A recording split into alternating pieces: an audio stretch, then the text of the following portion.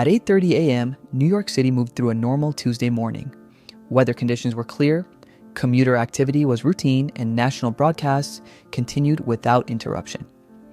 There was no indication that events in the coming minutes would significantly alter the course of the day. At 8:49 a.m., major news networks interrupted regular programming to report smoke emerging from the upper floors of the North Tower of the World Trade Center. Early information was limited, and initial assumptions suggested a possible aircraft accident. Details remained unclear as live images began to circulate. At 9:02 a.m., United Airlines Flight 175 struck the South Tower in full view of television cameras. The second impact confirmed that the situation was not accidental. Coverage shifted immediately as broadcasters and authorities recognized the coordinated nature of the attacks.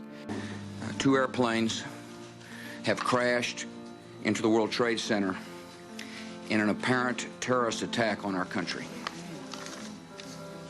I have spoken to the Vice President, to the Governor of New York, to the Director of the FBI, and have ordered that the full resources of the federal government go to help the victims and their families and to conduct a full-scale investigation to hunt down and to find those folks who committed this act.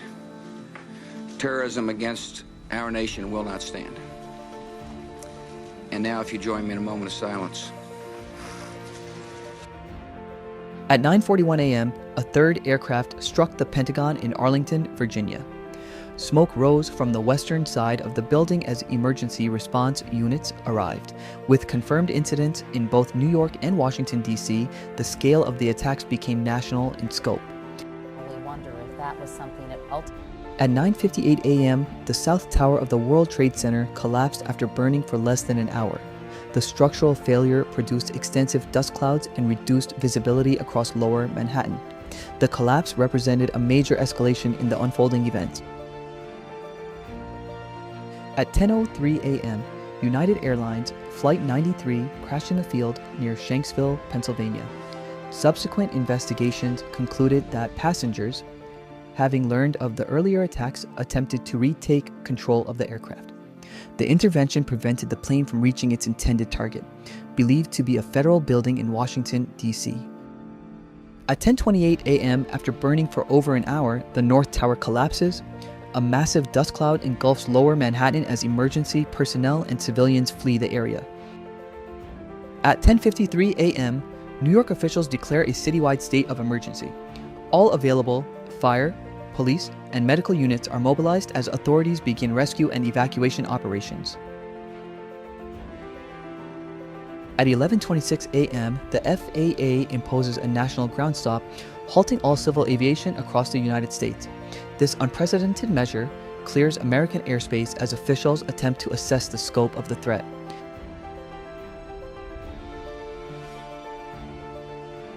By 12:15 p.m., all civilian flights have landed. The only aircraft still in the sky are military jets tasked with national defense. By 12:42 p.m., national and international media provided continuous updates as additional information became available. Authorities confirmed multiple coordinated hijackings, significant structural damage, and ongoing emergency operations in New York, Washington, and Pennsylvania. We'll probably find out more now about that from...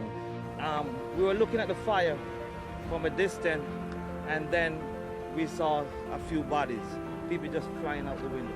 I saw at least four bodies coming through the window. It's a sad day. Still impossible to calculate the number of victims of these unbelievable... At 5:42 p.m., news organizations continued delivering detailed accounts. September 11, 2001 became recognized as a defining moment in contemporary history. 10-story towers collapsed, and the surrounding area resembled a war zone. We're not sure right now. We're in close communication with the FBI and the FAA. And Massport will be making a determination at some point in time, but right now, until further notice, the airport's going to remain closed.